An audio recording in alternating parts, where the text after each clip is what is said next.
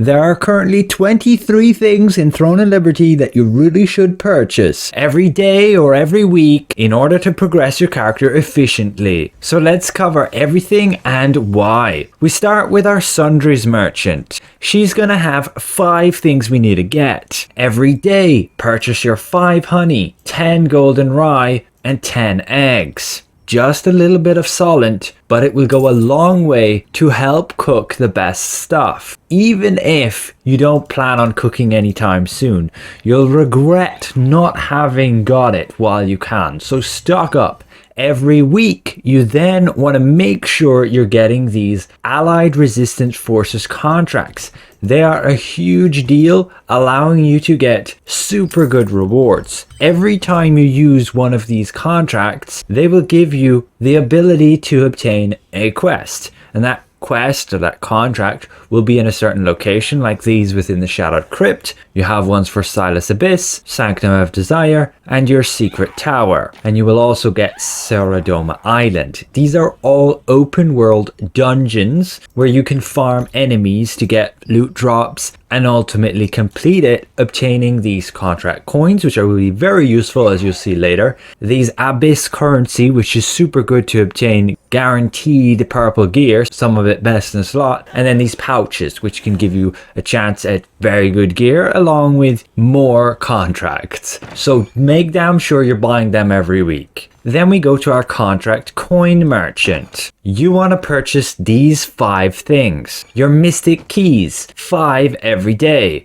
They require you to go on a bit of a treasure hunt, and they will expire after a certain point. So you will have to use them. You can't just stock up. You can look up online for an interactive map, and it will show you exactly each of the locations you can visit to use those keys, and they'll get you some great rewards. I do intend to make a specific video on that, but it is very valuable to get them if you want to do that bit of a treasure hunt.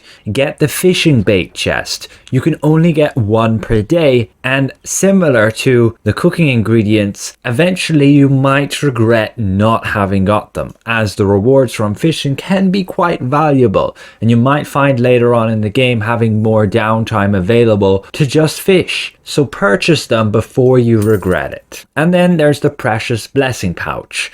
This will again allow you to obtain those contracts for those abyssal dungeons and the chance to get purple gear. You always get 2 of these scrolls, which is very useful. Then every week you want to be getting the trade extraction stones and the enchanted ink. Those trade extraction stones are one of the main ways to make lots and lots of Lucent in this game. You will use them to extract a trait and then to sell that trait. You can always check here exactly the price of such trait. For blues, generally if it's like 20 or more, it's okay to sell. For purples, I would try get 100 or more. So this is one of the main things to buy here. Always try and get the full weekly haul of these trade extraction stones. After that, it's enchanted ink. However, some may prioritize this even more, as enchanted ink can be super limited. You need 50 to craft just 1 precious blank lithograph. And you can create these lithographs, and whenever you receive like a valuable item, you can go and convert it to a lithograph and then sell that lithograph. That's one of the other main ways to make Lucent in this game, but it requires getting an item that is very valuable, say from a field boss or such, like this Belt of Bloodlust. You can sell the lithograph right now for over 5,000 Lucent. So that would be where you would regret not having the ink if you manage to obtain said item. I will go and complete a few more contracts and definitely purchase my 50 per week. After that, we visit the Guild Merchant. Here you want to purchase 5 more different things. We first have the mana regen potions.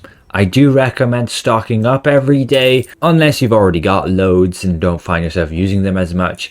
They're great because, especially if you're running crossbow and dagger like I am right now, you will be struggling on mana, and you generally always have this buff active. And then you might want to stock up on quality recovery crystals. However, if you have lots of them, then you maybe don't need to, but you are still limited every day. So can be good to have a decent reserve. And then there's the rare recovery crystals.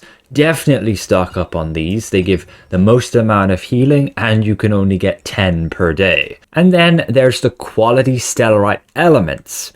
These are going to allow you to craft the quality stellarites.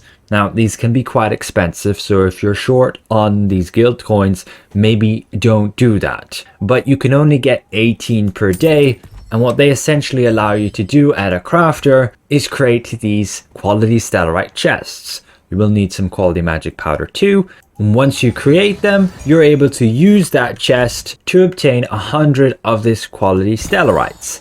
And they give you a 15% damage boost, which is a 5% increase from the normal stellarite. So that's pretty important if you're going into some competitive PvP or want to make sure you're actually going to win a fight by maximizing out your damage. You're again limited at 18 of those elements per day, so make sure to stock up while you have the chance. After that, you want to get the trait conversion stones.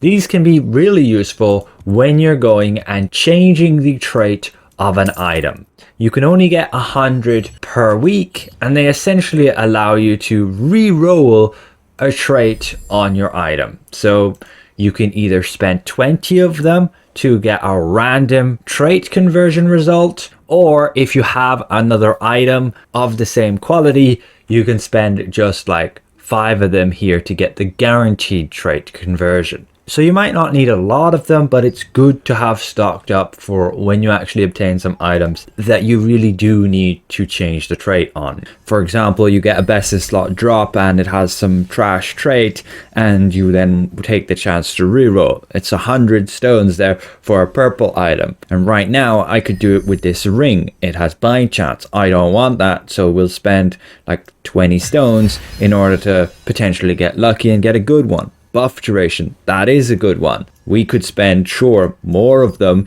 to gamble, maybe even get max health or skill damage boost, which can be particularly expensive. I would be saving upwards of 200 to 300 Lucent by unlocking it through those stones rather than having to get a duplicate of that here. And ultimately, getting these guild coins can be really easy if you're in a fairly active guild where they're doing these guild contracts. You'll get hundreds of these coins all the time, and make sure you're just donating to your guild here. You'll get a bunch. Now, another thing some of you might be missing out on a lot is the arena merchant. You find them here in Castleton.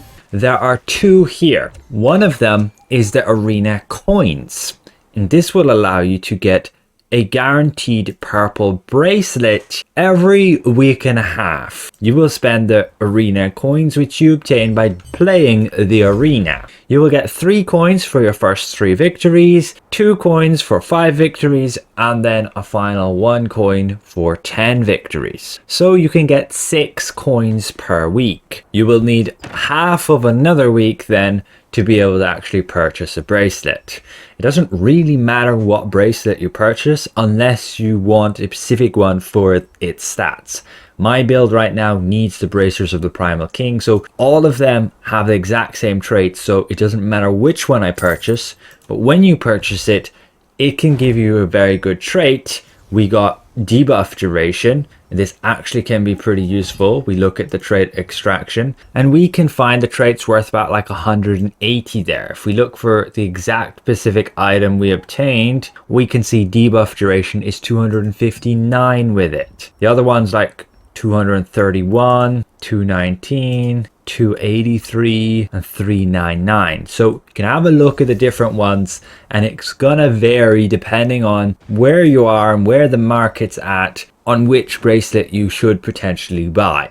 Because if somebody's going for one for those stats, then that one will be a bit more expensive. Just don't buy the Precious Blessing pouch. It's not worth it at all. I made at least over 200 Lucent right here just with this trait, being able to sell that. But yeah, you will have to play the arena. Then with the shop beside her, you have another merchant where you want to purchase the quality stellarite every day. That will cost you over 600,000 Lucent, but again, you get 2,000 of that stellarite, and it's really good when you're min-maxing. So get it now before you regret it, unless you're on a super tight budget.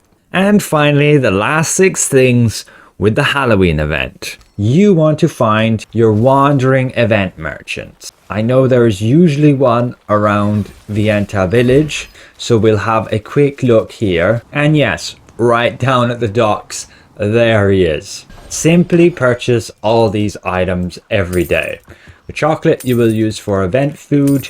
You can just not purchase the chocolate if you don't intend to like craft these cookies at all. But they basically give you extra crit hit chance, critical damage, and the duration is 15 minutes. Just be aware though, those consumables will expire in 29 days. So they are limited. And of course, go to the pumpkin exchange merchant and get those trait extraction stones and the trait unlock stones and the enchanted ink every week. You can also get the quality stellarite if you don't fancy getting, say, these fashion items. However, it can be very useful to get the Amatoi, as it will add to your Amatoi effects, like we got to 9, which gives us Abyssal Contract Token C efficiency. But you can get other Amatois, specifically the ones that add to PAL synergy.